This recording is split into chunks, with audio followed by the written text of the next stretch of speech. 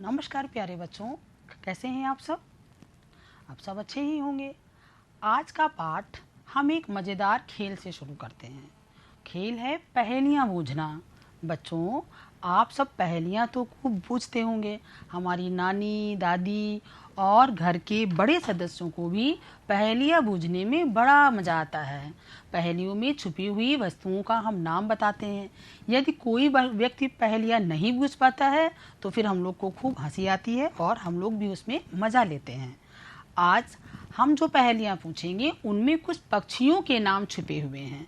आपको इन पहेलियों को बूझना है और सुन करके इनमें पक्षियों के नाम बताने हैं छुपे हुए। पहली पहेली, राख सुरीला रंग से काली सबके मन को भाती, बैठ पेड़ की डाली पर जो सुंदर गीत सुनाती। बूझो बच्चों, मैं एक बार फिर से रिपीट करती हूँ। राख सुरीला रंग से काली सबके मन को भाती, बैठ पेड़ की डाली पर जो सुंदर गीत सुनाती। कौन सी ऐसी चिड़िया होती है जो बहुत सुंदर गाती है? सोचिए। कोयल। ये चिड़िया होती है कोयल। इसी तरह दूसरी पहेली सुनिए, अब ध्यान से सुनिए बच्चों। हरी ड्रेस और लाल चोंच है रटना जिसका काम, हरी ड्रेस और लाल चोंच है रटना जिसका काम, कुतर कुतर कर फल खाता है लेता हरि का नाम। हरे रंग का कौन सा पंछी होता है और लाल चोंच वाला? सोच कर बताइए, बुझिए। तोता। ये पंछी होता है तोता। गुटर गुटर गूं करता रहता सबके मन को भाए, चतुर सयाना इतना है वो चिट्ठी भी पहुंचाए। कौन सा पंछी होता है? बूझो बच्चों, मैं एक बार फिर दोहराती हूँ। गुटर गुटर गूं करता रहता सबके मन को भाए, चतुर सयाना इतना है वह चिट्ठी भी पहुंचाए। कौन सा पक्षी गुटर गुटर गूं करके बोलता है और अपने पंचों में चिट्ठी लेकर के भी दूसरी जगह पहुंचा देता है? कबूतर। अब दूसरी पहेली है, अगली पहेली है। छोटी सी है चिड़िया रानी फुदक फुदक कर चलती, सबके घर के आंगन में आकर दाना चुगती। छोटी सी है चिड़िया रानी फुदक फुदक कर चलती, सबके आंगन में आकर के दाना चुगती। कौन है ये? जो कि हम लोग के घरों में अक्सर आती है, घूमती है, हम लोग उसको दाना डालते हैं। ये होती है गौरैया। या चिड़िया है बड़ी सयानी, तोते की है दोस्त पुरानी, सीधी सादी भोली भाली, फिरती रहती डाली डाली। ये एक और चिड़िया का इस पहेली में नाम छुपा हुआ है। मैं एक बार फिर दोहराती हूँ। या चिड़िया है बड़ी सयानी, तोते की है दोस्त पुरानी, सीधी साधी भोली भाली, फिरती रहती डाली डाली। तोते की एक दोस्त होती है, अक्सर हम लोग तोते के साथ उसका नाम जोड़ते हैं। ये चिड़िया होती है मैना। ये तोता मैना की कहानियाँ बहुत सारी होती हैं और बहुत बार हम लोगों ने सुनी भी होगी। तो इन पहेलियों को पढ़ करके आपको बड़ा मजा आया होगा। देखिए बच्चों, चित्र पर इन पहेलियों में छिपे हुए पंछियों के नाम हैं कोयल, गौरैया, कबूतर और तोता, और ये है मैना। आपको पहेलियाँ सुनकर बड़ा मजा आया होगा, बड़ा अच्छा लगा होगा।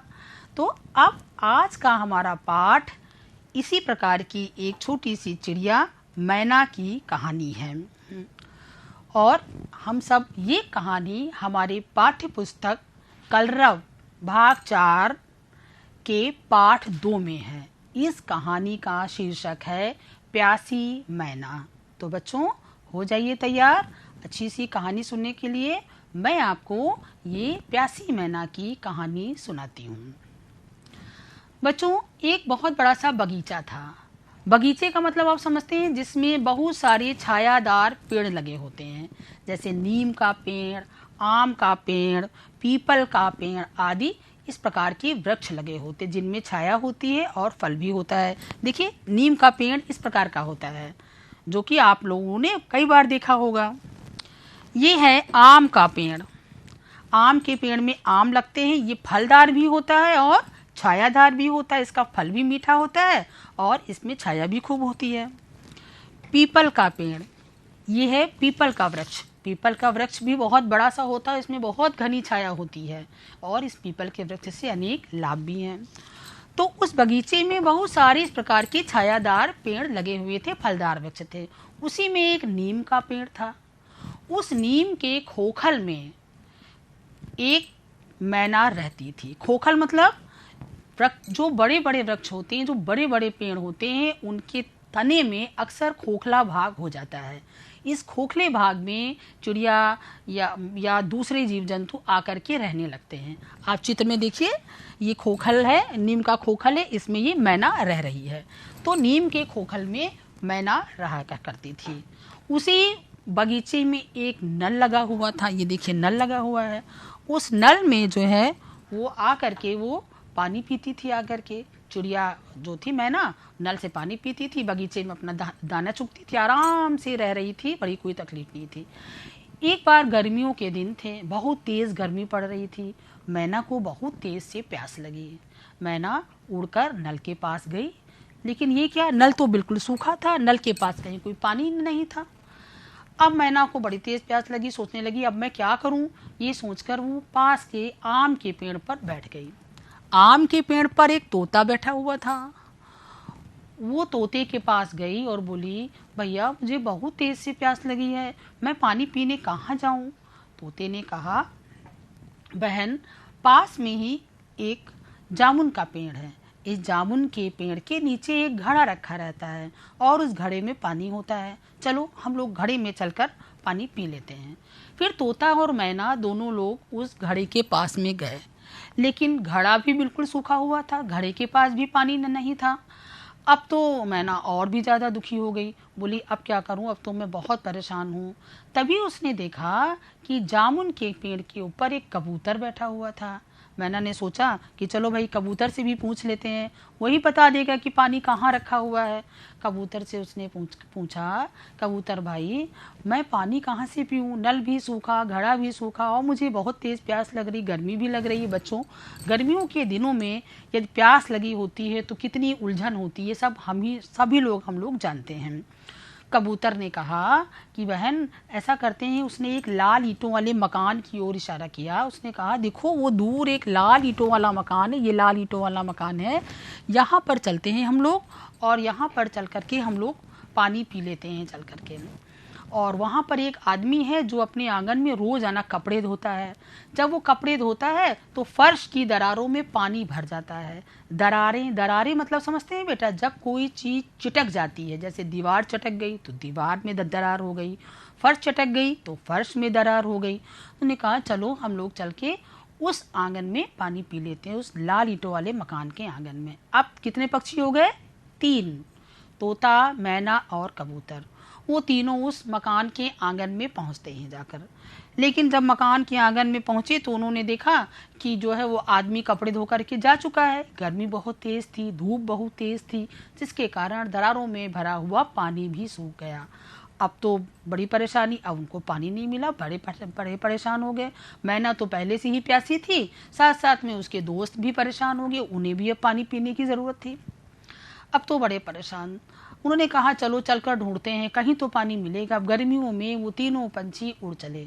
उड़ते हुए वो एक पीपल के पेड़ के पास में पहुंचे जाकर के। उन्होंने पीपल के पेड़ के ऊपर बैठे जाकर के उन्होंने देखा वहाँ बहुत सारी गौरैया बैठी हुई थी। गौरैया मतलब समझते हैं बच्चों? गौरैया जैसे जो हमारे आंगन में आती है पंछी, और गौरैया जब ढेर सारी गौरैया जब एक साथ बोलती हैं, कभी सुनिए उनको, तो कैसी आवाज़ करती हैं? चिर चिर चिर चिर की आवाज़ करती हैं। तो वो बड़ी खुशी से चहक रही थी सारी चिड़ियाँ। कबूतर बोला जा कर के, कबूतर कैसे बोलता है बच्चों? गुटर गूं करता हुआ कबूतर उन चिड़ियों के पास पहुंचा और बोला, अरे तुम लोग तो बड़ी खुश हो, क्या बात है भाई? चिड़ियों ने चहकते हुए कहा, हम सब अभी अभी नहा कर आए हैं। ये सुनकर तो सारे पंछी बड़े आश्चर्य में पड़ गए, बड़े आश्चर्यचकित हुए। मैना बोली, अरे तुम नहा कर आई हो? यहाँ तो हमको पीने को भी पानी नहीं मिल रहा है, तुमको इतना पानी कहाँ से मिल गया जहाँ तुम नहाने चली गई? चिड़ियों ने कहा कि चलो हम चलते हैं। तो गौरैया कहने लगी, चलो मेरे साथ चलो, मैं तुमको पानी दिखाती हूँ। तो गौरैया जो है उनको लेकर के एक घर के आंगन में पहुंची जा करके। उस घर के आंगन में एक पानी का कुंडा रखा हुआ था। पानी से भरा हुआ कुंडा था। पानी से भरा हुआ कुंडा, कुंडा मतलब मिट्टी का कटोरा या मिट्टी का बर्तन, जैसे कि कुम्हार लोग बनाते हैं, गोल गोल बर्तन होता है। ये देखिए मिट्टी का बर्तन रखा हुआ है। इसी तरह उसने कहा कि चलो हम लोग वहाँ चलकर पानी पीते हैं। तो उसने देखा वहाँ वो मिट्टी का कुंडा रखा हुआ है। अब तो सारे पक्षी बड़े खुश हुए। उसको देखकर तोते ने कहा, अरे वाह, ये तो बहुत अच्छी बात है। देखो देखो, वहाँ एक हुदहुद पानी पी रहा है। हुदहुद, हुदहुद भी एक प्रकार का पक्षी होता है। देखिए आपको चित्र में दिख रहा है, ये हुदहुद, हुदहुद भी एक प्रकार का पक्षी होता है। ये पक्षी गाँव में मिलता है। हम लोग इसको चिड़ियाघर में भी देख सकते हैं। तोता भी बहुत खुश हुआ। कबूतर ने कहा, अरे देखो उसके पास में एक गिलहरी भी बैठी हुई है। हुदहुद के पास देखिए गिलहरी बैठी है। सारे पंछी वहाँ पर पानी पीने आते थे, चूँकि पानी के कुंडा भरा रखा रहता था। मैना बहुत खुश हो गई। मैना बोली, ये कुंडा यहाँ किसने रखा है? तो गौरैया ने बताया कि इस घर में एक छोटी लड़की रहती है। वो देखो एक लड़की बैठी है छोटी सी, कि इस घर में एक छोटी लड़की रहती है जो रोज़ाना इस कुंडे में पानी भर देती है और हम इसमें आकर के पानी पी लेते हैं। वो छोटी लड़की बहुत अच्छी थी। देखिए सारे पंछी कितने परेशान थे, लेकिन जब उस घर में पहुँचे तो उस लड़की की वजह से उनको पानी पीने को मिल गया। अब सारे बच्चों ने सारे पक्षियों ने पानी पिया और खुश होकर के वो चहकने लगे और खुशियाँ मनाने लगे। तो बच्चों, आपने ये कहानी पढ़ी और कहानी सुनी। आप इस कहानी को अपनी पुस्तक में पढ़ सकते हैं। साथ में दीक्षा ऐप में आप इसका वीडियो भी देख सकते हैं इस कहानी का। कहानी बच्चों ने सुनी आप लोगों ने। अब हम इसके कुछ कठिन शब्दों के अर्थ जान लेते हैं। अगर हम कठिन शब्दों के अर्थ जान लेंगे और उसका वाक्य में प्रयोग करना सीख लेंगे तो फिर हमको कोई दिक्कत नहीं होगी कहानी को पढ़ने में। देखिए इसमें कुछ कठिन शब्द हैं। पहला शब्द है खोखल। खोखल, पेड़ के तने के खोखले भाग को हम खोखल कहते हैं। इस खोखले भाग में अक्सर पक्षी अंडे देते हैं। इसके अलावा कई खतरनाक जीव जंतु भी इसमें रहने आ जाते हैं, जैसे सांप है या और दूसरे प्रकार के जो खतरनाक जीव जंतु होते हैं वो रह जाते हैं। अब हम इसका अपने वाक्य में प्रयोग करते हैं खोखल शब्द का। पेड़ के खोखल में कभी हाथ नहीं डालना चाहिए। हमको पेड़ के खोखल में हाथ नहीं डालना चाहिए। मान लीजिए चिड़िया है, अगर उसने अंडे रखे हैं तो उसके अंडे टूट जाएंगे। अगर यदि सांप इत्यादि है तो सांप भी वो हमको काट लेगा। देखिए ऐसा होता है खोखल। ये है खोखल। इस तरीके से खोखल बहुत गहरा होता है, इसमें कोई भी रह सकता है। दूसरा शब्द है निराश। पानी न पा करके मैना बहुत निराश हो गई थी। निराश मतलब दुखी हो गई थी। इसी प्रकार से हम इसको अपने दूसरे वाक्य में प्रयोग कर सकते हैं। जब हमारी कोई चीज़ नुकसान हो जाती है, टूट हो जाती है या मुझे कोई चीज़ नहीं प्राप्त होती है तो हम दुखी हो जाते हैं। हमने इसका वाक्य में प्रयोग किया है, गुड़िया टूट जाने से मीना बहुत निराश हो गई। तो निराश शब्द का प्रयोग हम दूसरे प्रकार से भी कर सकते हैं। अगला शब्द है दरार। दरार का मतलब चटकी हुई जगह। फर्श की दरार हो सकती है, दीवार की दरार हो सकती है। अगर हमारा दरवाज़ा चिटक जाता है तो दरवाजे में भी दरार हो सकती है। तो किसी भी जो चटका हुआ हिस्सा होता है उसको हम दरार कहते हैं। भूकंप आने से हम लोग के घरों की दीवारों में अक्सर दरार पड़ जाती है। ये इसका वाक्य में प्रयोग हुआ। अगला शब्द है अचरज। अचरज का मतलब आश्चर्य। हम चकित हो जाएं, हम आश्चर्य में आ जाएं तो उसको कहते हैं हम अचरज। जैसे पानी को देख करके मैना को बड़ा अचरज हुआ, या चिड़ियों को चहकते देख करके मैना को बड़ा अचरज हुआ। इसी प्रकार से हम इसका दूसरा वाक्य भी बना सकते हैं। बच्चों, सर्कस में जब हाथी स्टूल पर बैठता है तो हम लोग को बड़ा अचरज होता है ना। तो सर्कस में हाथी को स्टूल पर बैठे हुए देखकर बच्चों को बड़ा अचरज हुआ। कुंडा। कुंडा का मतलब होता है, ये देखिए कुंडे का चित्र है। कुंडे में ये मिट्टी का बर्तन होता है जिसके अंदर पानी जल्दी गर्म नहीं होता है। हम इसका इसी प्रकार वाक्य में प्रयोग भी कर सकते हैं। कुंडे में रखा हुआ पानी जल्दी गर्म नहीं होता है। मिट्टी के बर्तन का पानी वैसे भी नहीं गर्म होता है जल्दी। फिर है जोश। जोश का मतलब उत्साह, खुशी और बहुत जल्दी जल्दी काम करने को हम जोश कहते हैं। जैसे हमारे यहाँ जब विद्यालय में सांस्कृतिक प्रोग्राम होते हैं तो आप लोग कितने खुश होकर के उसमें भाग लेते हैं। इसका आप वाक्य में प्रयोग किस प्रकार कर सकते हैं, ज़रा सोचकर बताइए। स्वतंत्रता दिवस के अवसर पर सभी बच्चे बड़े जोश के साथ सांस्कृतिक कार्यक्रम में हिस्सा लेते हैं। अब बच्चों, आपने कहानी सुनी, कठिन शब्दों के अर्थ भी जाने। अब हम इनके बारे में कुछ प्रश्न जान लेते हैं। कुछ प्रश्न पूछने से और उनके उत्तर देने से आपको पाठ अच्छी तरह से याद हो जाएगा। बच्चों बताइए, मैना क्यों परेशान थी? सभी बच्चे कहानी को अपने दिमाग में लाएं और सोचें कि मैना क्यों परेशान थी। मैना प्यासी थी इसलिए परेशान थी। अगला प्रश्न, तोता किस पेड़ पर बैठा था? तोता आम के पेड़ पर बैठा था। कबूतर ने कहाँ जाने के लिए कहा? कबूतर ने क्या बताया था तोता और मैना को? कबूतर ने लाल ईंटों वाले मकान के आंगन में जाने के लिए कहा था। गौरैया कहाँ बैठी हुई थी? गौरैया पीपल के पेड़ पर बैठी हुई थी। सब पक्षी उड़ते उड़ते कहाँ पहुँचे थे? सब पक्षी उड़ते उड़ते एक मकान के आंगन में पहुँचे थे। कुंडे में कौन पानी पी रहा था? कुंडे में एक हुदहुद पक्षी पानी पी रहा था। अच्छा बच्चों, कुंडा वहाँ किसने रखा था? कुंडा एक छोटी लड़की ने रखा था जो कि बहुत अच्छी थी और उसने पंछियों के पीने के लिए वो कुंडा रखा हुआ था। हुदहुद के पास कौन सा पक्षी बैठा था? हुदहुद के पास पक्षी तो कोई नहीं बैठा था, वहाँ पर एक गिलहरी बैठी हुई थी। देखिए यहाँ पर एक गिलहरी बैठी हुई है। इस प्रकार से आप लोगों ने ये प्रश्नों के उत्तर देखे। अब आपको पाठ अच्छी प्रकार से समझ आ चुका होगा। बच्चों, कहानी सुनने के बाद में, कठिन शब्दों का अर्थ जानने के बाद में और प्रश्नों के उत्तर देने के बाद अब समय आता है हमारे अभ्यास कार्य का। हम लोग कुछ अभ्यास कार्य कर लेते हैं। बच्चों, आपने व्याकरण में संज्ञा और सर्वनाम के बारे में तो पहले ही जाना होगा। किसी वस्तु, व्यक्ति या स्थान के नाम को हम संज्ञा कहते हैं और सर्वनाम जो शब्द संज्ञा के स्थान पर बोले जाते हैं उन्हें हम सर्वनाम कहते हैं। आज हम विशेषण शब्दों के बारे में जानेंगे। विशेषण शब्द क्या होते हैं? जो शब्द संज्ञा या सर्वनाम शब्द की विशेषता बताते हैं उन्हें हम विशेषण कहते हैं। मतलब जो शब्द ये बताएं कि कोई भी चीज़ या कोई भी वस्तु कैसी है उसे हम विशेषण कहेंगे। जैसे सुंदर फूल। अब सुंदर फूल, फूल क्या है? वो संज्ञा है। फूल कैसा है? फूल सुंदर है।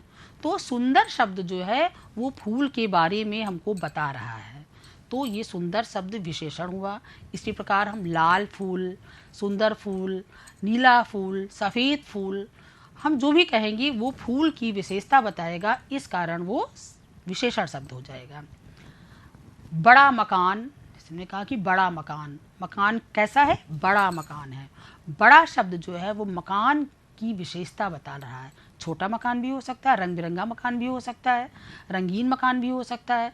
तो ये शब्द जो है उस मकान की विशेषता बता रहे हैं, इस कारण या विशेषण शब्द हैं। सफ़ेद गाय, इसी प्रकार जैसे सफ़ेद गाय है, सफ़ेद गाय, सफ़ेद शब्द विशेषण है और गाय संज्ञा। गाय कैसी है? सफ़ेद है। काली या भूरी या जो भी शब्द हम इसके साथ इस्तेमाल करेंगे या प्रयोग करेंगे वो विशेषण ही शब्द होगा। अब बच्चों, हम आपको कुछ संज्ञा शब्द दिखाते हैं, इनके साथ में आप उचित विशेषण जोड़िए। जैसे पहला है डाल। डाल के साथ में उपयुक्त विशेषण क्या हो सकता है? ऊंची डाल। डाल ऊंची हो सकती है, तो डाल शब्द संज्ञा है और ऊंची विशेषण।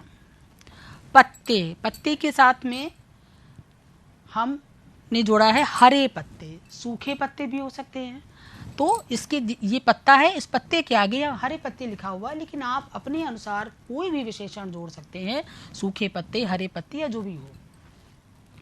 फिर एक कुआं।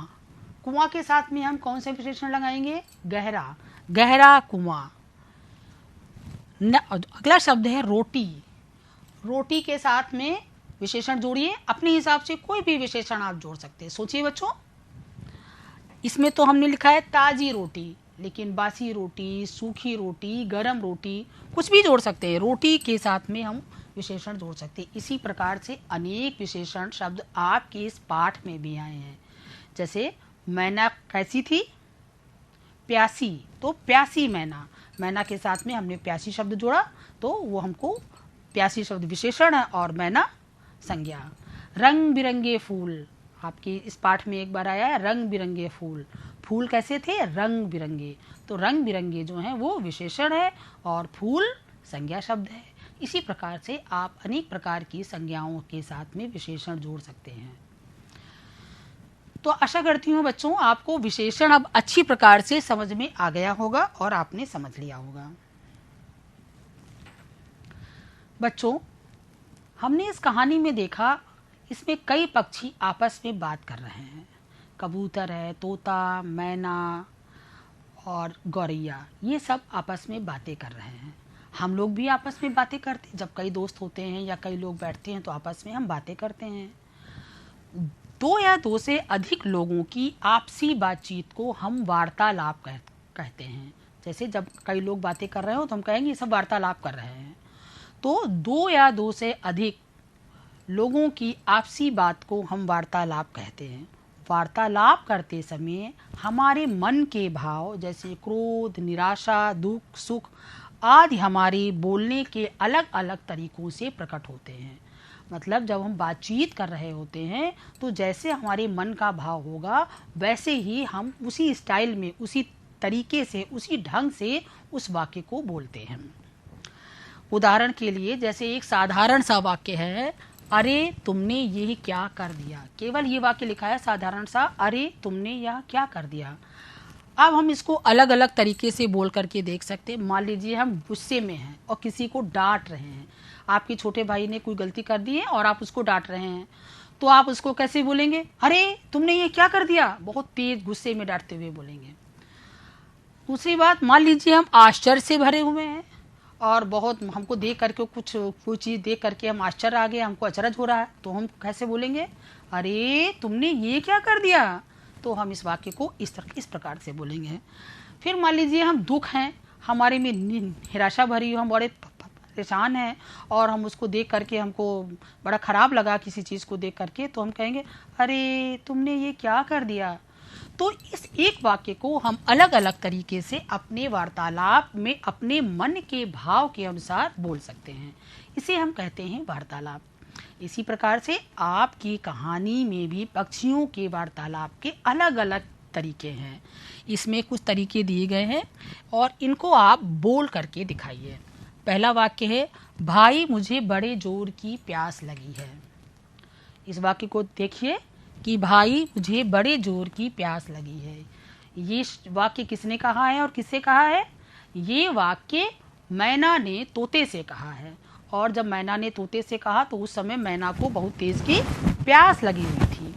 तो वो कैसी थी? वो निराश हो गई थी पानी न मिलने के कारण। नल में जब उसको पानी नहीं मिला तो उसने इस वाक्य को कैसे बोला होगा? जरा दुख से बोल करके सभी बच्चे मेरे साथ भी बोलेंगे, मैं बोलूँगी तो सब बोलेंगे। भाई मुझे बड़े जोर की प्यास लगी है। तो उसने दुख से बोला कि भाई मुझे बड़े जोर की प्यास लगी है। तो आप इसको इस तरह से बोल सकते हैं। अगला वाक्य है, हम सब अभी अभी नहा कर आए हैं। हम सब अभी अभी नहा कर आए हैं। याद करिए कहानी को और सोचिए कि ये वाक्य इसमें किसने कहा है? ये वाक्य चिड़ियों ने, गौरैया चिड़ियों ने उन तीनों पंछियों से कहा। तो उन्होंने कहा कि वो लोग चहक रही थी, बोली अरे हम सब अभी अभी नहा कर आए हैं। तीसरा वाक्य है, अरे देखो उस कुंडे में पानी है। उस कुंडे में पानी है, ये किसने कहा था? ये कबूतर ने कहा कि अरे देखो उस कुंडे में पानी है, और आश्चर्य से कहा। तो उसने इस वाक्य को कैसे बोला होगा? अरे देखो उस कुंडे में पानी है। तो वो इस प्रकार से हम वार्तालाप को अलग अलग तरीके से अलग अलग वाक्यों के अनुसार हम इसको बोल सकते हैं। बच्चों, आपने पूरी कहानी देखी, पूरी कहानी पढ़ी। अब हम आपको एक महान व्यक्तित्व के बारे में बताते हैं। बच्चों, हम लोग अपने आसपास अनेक प्रकार के पंछी देखते हैं, लेकिन हम उनकी रहन सहन, आदतों और खान पान के बारे में कुछ भी नहीं जानते हैं। ऐसे लेकिन हमारे देश के एक महान वैज्ञानिक, पक्षी वैज्ञानिक सालिम अली थे, जिन्होंने पक्षियों के बारे में बहुत अध्ययन किया। डॉक्टर सालिम अली का जन्म 12 नवंबर सन 1896 को मुंबई में हुआ था। इनका पूरा नाम सालिम मोइनुद्दीन मोहम्मद अली था। इन्हें बचपन से ही पक्षियों में बड़ी रुचि थी। इन्होंने पक्षियों के रहने के तरीकों और उनकी आदतों पर गहन अध्ययन किया था। इन्होंने बया पक्षी, जिसका कि घोंसला लटका हुआ होता, उसके बारे में बहुत अध्ययन किया था। इन्हें भारत के और विश्व के अनेक पुरस्कारों से सम्मानित किया गया था। इनको भारत का सबसे महान पुरस्कार पद्म विभूषण भी दिया गया था और इनकी मृत्यु 20 जून सन 1987 को हुई थी। सालिम अली को पक्षियों के बारे में इतनी जानकारी थी बच्चों कि उनको भारत का बर्ड मैन कहा जाता। बर्ड मतलब चिड़िया और मैन मतलब वो बर्ड, चिड़ियों के बारे में इतनी जानकारी रखते थे और वो जा करके घंटों जा करके बगीचे जंगलों में जा करके उनको देखा करते थे, इसलिए उनको हम बर्ड मैन भी कहते हैं। बच्चों, आप लोग भी किसी पक्षी को या किसी भी चिड़िया को आप देख करके आप भी उसके बारे में तरह तरह की जानकारी इकट्ठी कर सकते हैं। अब ये सारी कहानी आपने पढ़ी, अब आप बताइए कि हम लोग क्या करेंगे, हमको इस कहानी से क्या सीख मिलती है। बच्चों, हमें छायादार वृक्ष लगाने चाहिए, क्योंकि इन्हीं वृक्षों पर पक्षी अपने घोंसले बनाते हैं। हमें अपने आंगन में, बगीचे में या छत पर पानी से भरा बर्तन जरूर रखना चाहिए, जिससे कि पशु पक्षी उसको पी सकें। और इसके साथ में हमको ये भी देखना चाहिए कि ये पशु पक्षी हमारे पर्यावरण की शोभा हैं और इन पशु पक्षियों को हमें नुकसान नहीं पहुंचाना चाहिए, पेड़ों को भी नुकसान नहीं पहुंचाना चाहिए, क्योंकि पेड़ों पर पक्षी अपने घोंसले बनाते हैं। अब बच्चों, कुछ गृह कार्य आप घर में बैठ करके क्या करेंगे। घर में एक मजेदार आज हम आपको काम दे रहे हैं। अपने आसपास आप छायादार वृक्षों को देखिए और उनको अपनी क्राफ्ट फाइल में इस तरह से लगाइए। आप एक पन्ने पर एक भी लगा सकते हैं, एक जैसे ये नीम, ये आम, ये अमरूद और ये जो है पीपल का पत्ता इसमें लगा है। इसी तरह से आप इस प्रकार के छायादार वृक्ष जैसे कोई भी देख लिया, उसको आप देख लीजिए, निकाल लीजिए, उसको तोड़ लीजिए और उसके बाद में आप उसको अपनी क्राफ्ट फाइल में लगा सकते हैं। इस काम में आप अपने घर के बड़ों की भी मदद ले सकते हैं। आपको इन वृक्षों के नाम भी लिखने होंगे। अगला काम देखिए, ये इस चित्र में आपको चिड़िया दिखाई दे रही हैं। इसमें 2 मोर बैठे हुए हैं और ये एक चिड़िया बैठी है, पीछे फूल लगे हुए हैं। ये पंछी भी आपस में कुछ वार्तालाप कर रहे हैं। ये क्या वार्तालाप कर रहे होंगे, आप इसके बारे में सोच करके बताइए और कहानी, एक छोटी सी कहानी लिखिए और उस कहानी का शीर्षक भी जरूर लिखिएगा। तो बच्चों, आपने ये सारा पाठ देखा, अब आप घर में जा करके इन चीज़ों को अपनाएंगे और अपने घर में एक छायादार वृक्ष या अपने घर के आंगन में या बाग में छायादार वृक्ष जरूर लगाएंगे।